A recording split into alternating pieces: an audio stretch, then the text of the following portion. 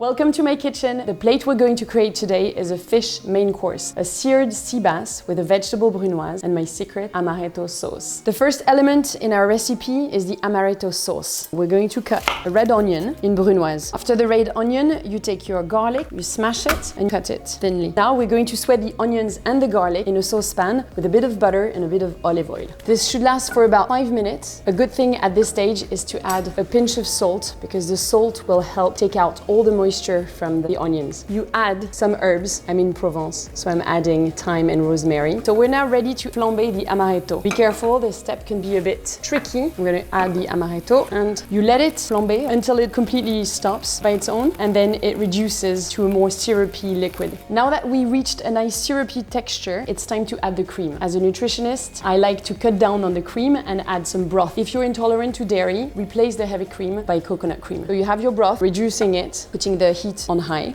The final touch for this sauce, and this will elevate the flavor profile, is a bit of lemon zest and black pepper.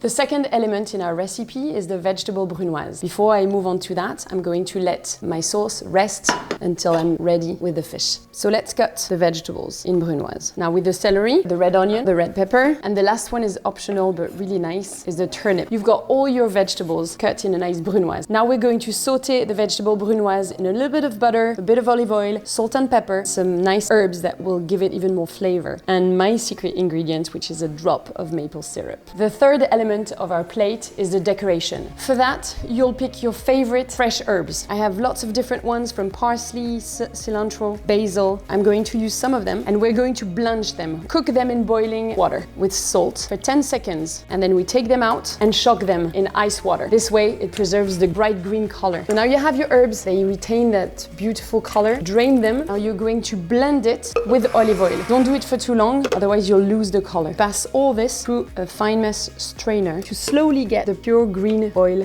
out of it. We will be reusing the green puree, turning it into a decorative leaf. For that, we'll add an egg white, flour, pinch of salt, and the maple syrup. You make a paste with it, and then you'll put the paste inside the mold. Ensure everything goes down into the holes. And you turn on your oven on 150 degrees Celsius, 350 Fahrenheit. You put this for 6 minutes, and you watch it so it doesn't burn. We're gonna take them out of the oven and let them rest so that they slowly detach. The fourth and last element of our plate is the fish. It's a sea bass. So we're going to cut a portion of the fillet to the size that I like and gently with a small knife scar the back.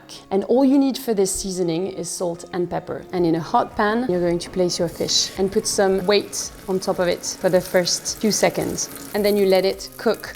Slowly you will see the white coming up. So you remember our delicious Amaretto sauce? It's full of bits and pieces that you want to take out to have a beautiful sauce. So we're going to strain it. It is time to plate. We're going to start with the brunoise of vegetables in the center of our plate. And you're going to put the Amaretto sauce all around it. Finish with your fillet that you're going to place skin up. Use your green oil. Finishing touch. Voila. See you for the next recipe.